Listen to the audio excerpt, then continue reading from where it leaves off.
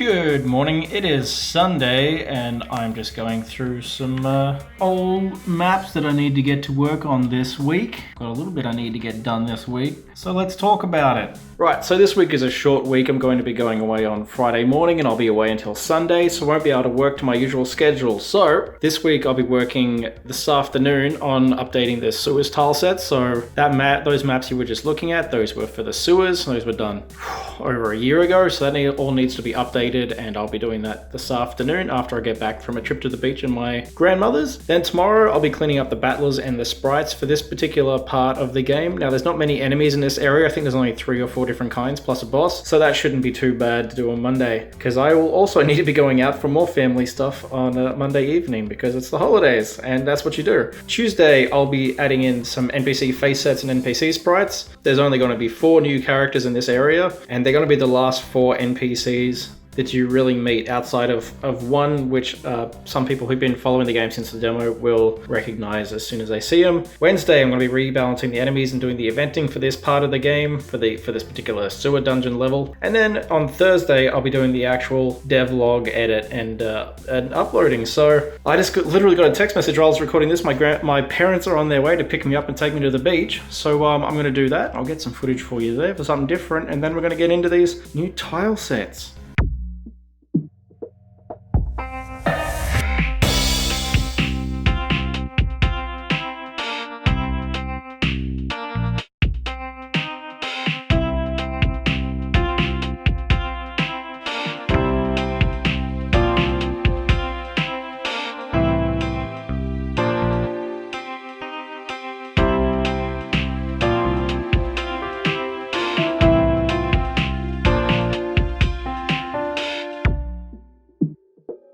Good afternoon. I had a wonderful time at the beach today, but then I had to come home, get my work done. So I thought I'd show you a little bit of like a step-by-step, as this part of the game is actually the oldest part of the game that I'm working on at the moment, and it's had the most revisions done to it over time as my skills have increased. So initially, this was the tutorial area. It was planned to be the tutorial area for the game. So it's kind of funny that it's come around as the end of the game, which is, you know, there's a degree of irony there. But so this area, when I initially released the Shooty and the Catfish demo, which is still available on rpgmaker.net, it was actually a playthrough of these maps, and as you can see, it had a original Game Boy aesthetic, and things are a little bit simpler. So this is how this region, this little tutorial space, originally looked. There are things I liked about it, there are things I don't like about it. I'm still not a big fan of the way the floor has these patterns on it and things like that, but you know, it's there and it's all right. So the second iteration, which I don't think I ever actually released as a demo, actually, so I think this is unreleased content here. I actually grabbed all those individual maps and laid them out into one larger map, like you can see here, and everything was interconnected.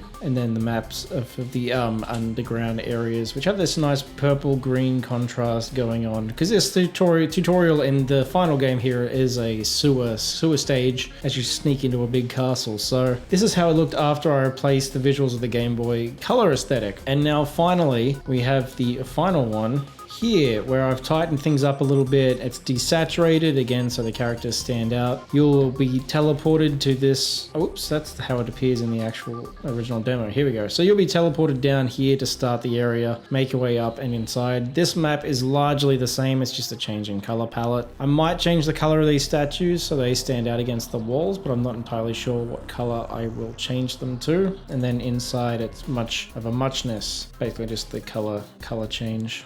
I still have to adjust these to better fit the new widescreen format and a few things like that. But for the most part, these maps don't require that much work, which I can't say for some of the other later areas. But that's what I wanted to get done today, just the tile work, and thankfully it was mostly recycled from older levels, just recolored, which is always a nice little thing. But tomorrow, it's time to get on the battlers, because those are also been designed and need to be recolored. So I'm gonna go cook myself some food because I'm starving. Good morning, it is Tuesday. It's still morning, yes, for another half an hour. I've been a busy boy this morning. So first of all, I released a new episode of the devlog, last week's one. It's already at 146 views, even though it's only been out for like 4 hours. So thank you everyone who's been supporting my videos. It really means a ton to me. But I know the real reason you're all here is for the actual development. So here we go. Today I spent my morning working on redoing old sprites. As you can see, this is the original bin chicken, the very first sprite ever made for Shooty and the Catfish about 3 years ago, and yeah, it's been updated. He's been fully reworked. Likewise, this was an early enemy, the sewer crab. He has been all cleaned up and is all colorized now, and I think he looks pretty sick. And this is another variant, which is for it's a really dumb puzzle, but a keycard crab, because why not? Then we got this top notch, which was it's based on an Australian pigeon we have here. He's all cleaned up and color now. Then we have the original first boss in the demo,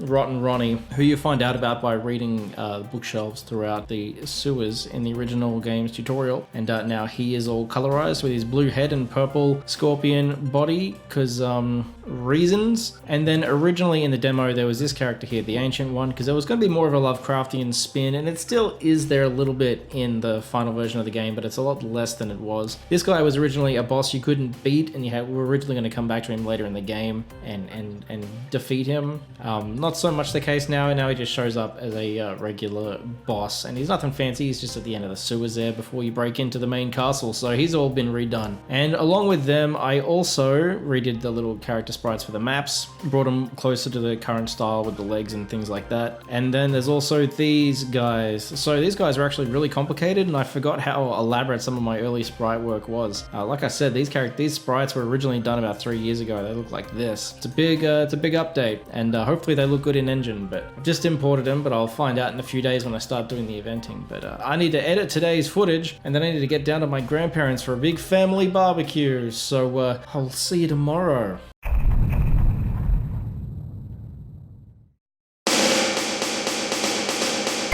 Good afternoon, it is Tuesday, it is New Year's Eve, and I've been busy adding some new NPCs to Shooty and the Catfish. So today I did these 4 little guys here. I've just attached them to Slim Grim's face sheet since he only uses 3, and there was 4 empty slots at the bottom. These characters are Blob, Ben, Amir, Max from my old series Nimbin. Nimbin was a Flash series I was making back in 2004. I think it spanned for 5 episodes over the span of 3 years, and I don't know, I thought it would be cool to kind of throw back to these characters in the game, just because they were a big part of my life for a long time, and I think they're more than justified in coming back in the context of the game. These are their character sprites here, pretty nice and easy. There's also the campfire sprite that I'm using here, because they were usually around a campfire. They weren't in that clip I just showed. Generally speaking, they were, and I went and chucked them in game, where you can see them here with Gurkha Man, because Gurkha Man often hung out with them in a lot of episodes. So that's what I've done today. I think I'm going to go have a nap because I'm absolutely exhausted, and tomorrow it's time to start working on rebalancing the enemies a little bit and setting up all of the events for the map. Good morning, it is New Year's Day. I've been flat out this morning getting this dungeon, or this early part of the dungeon, this sewer system up and running. All the enemies have been rejigged. All of the events that link areas have been fixed because they were all linking to old maps which have been replaced. All of the characters around the fire here in Nimbin, the Nimbin crew here, they're all up and running properly. And back over here, so is this boss fight, and the boss fight that comes after him. You can't really see him, you can just see his mouth, but there's an elder god there as well. And you know, I'm pretty happy with it all. The story that was originally there in the demo is still there when this was originally released back in 2018, these maps. And well, being the start of 2020, I thought I should end this video with a reflection of where the game's come from 2018 to now. Let's see just how much this game has evolved over the last 2 years.